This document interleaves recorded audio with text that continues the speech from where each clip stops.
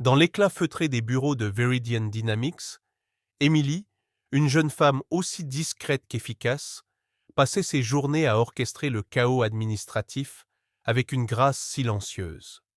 Un jour, une note inhabituelle atterrit sur son bureau. Réunion avec M. Thorne, 17 heures, pour discussion projet spécial. Son cœur manqua un battement.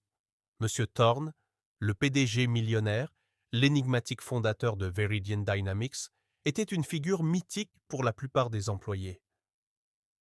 À l'heure convenue, Emily se retrouva dans le bureau panoramique de M. Thorne.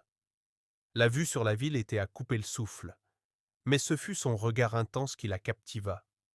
Il n'était pas le tyran froid qu'elle avait imaginé, mais un homme aux yeux pensifs, une âme visiblement tourmentée par une ambition dévorante.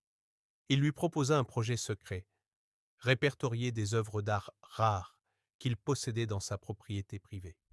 Une mission qui la sortirait de son rôle habituel. Les semaines suivantes, Émilie passa ses soirées dans l'immense demeure de M. Thorne, non pas comme une employée, mais comme une invitée privilégiée. Elle découvrit des trésors cachés, des sculptures antiques aux toiles modernes, et à travers ses œuvres, elle commença à entrevoir l'homme derrière le mythe. Il la rejoignait souvent, partageant des anecdotes sur chaque pièce, et Émilie découvrit une facette de lui insoupçonnée.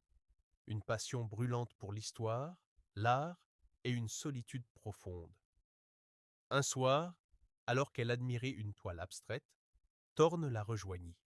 « Cette œuvre, dit-il d'une voix douce, a été peinte par un artiste qui a vu la beauté dans le chaos. Je crois que vous possédez cette même capacité. » Émilie sentit son visage rougir. Les jours se transformèrent en semaines, et la frontière entre le professionnel et le personnel s'estompa.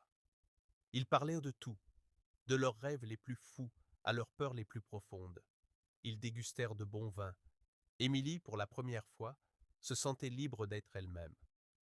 Un après-midi pluvieux, alors qu'ils étaient perdus dans une discussion animée devant un tableau de Monet, Thorne prit sa main. « Émilie, je sais que cela peut sembler inattendu, commença-t-il, son regard balayant le sien, mais je me suis rendu compte que je ne veux plus passer mes soirées seul dans cette maison. Je ne veux plus passer mes journées sans votre présence, sans votre esprit, sans votre... Il hésita, cherchant ses mots. Votre lumière. Émilie fut submergée par l'émotion. Elle qui avait toujours pensé que cet homme était inaccessible,